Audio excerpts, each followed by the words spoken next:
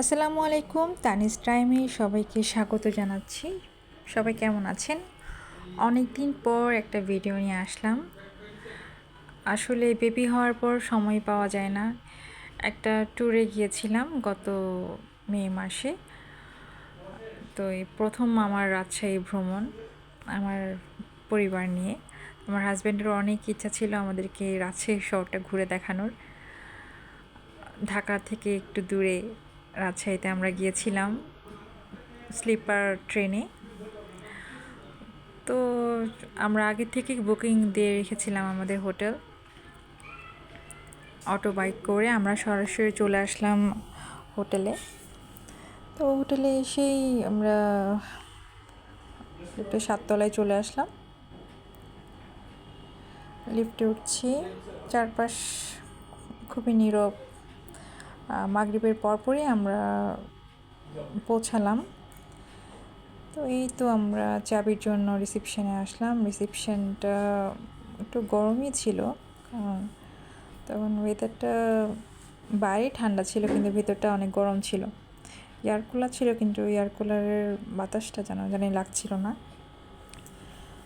তো এই হোটেলটাতে আসলাম, মোটামুটি ডেকোরেশন খুবই সুন্দর।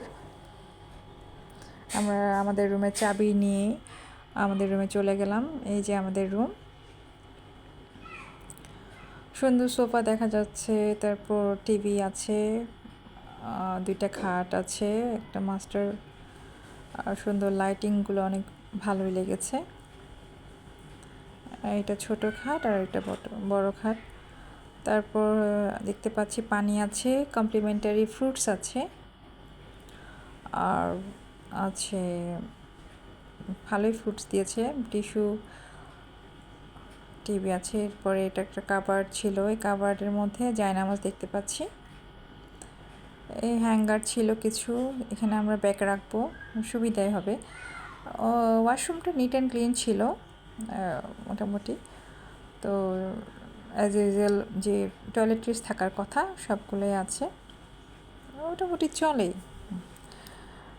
2 দিনের ভ্রমণ, খুবই পরিষ্কার ছিল, পরিচ্ছন্ন ছিল। তারপরে এটা একটু উঁচু জায়গা দেখতে পাচ্ছি, এখানে একটা রিডিং রুম, কেউ যদি ল্যাপটপ রাখতে চান ল্যাপটপ রাখতে পারেন। আর এখানে একটু জানালার ভিউ না নিলে হয় না। একটু জানালা খুলে দেখলাম যে কি অবস্থা, মাগরিবের পরপর সন্ধ্যার পরপর রাজশাহী প্রকৃতিটা কেমন লাগে।